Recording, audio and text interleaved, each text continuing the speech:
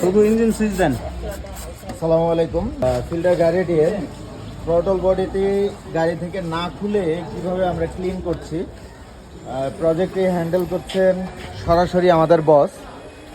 উনি আসলে কাজের ব্যাপারে কোনো কৃপণতা নাই, যখন যেখানে প্রয়োজন যেইভাবে প্রয়োজন নিজেই কাজ করেন। উনি অর্ডার দেওয়ার লোক না, উনি প্রয়োজনে নিজে কাজ করে ফেলেন।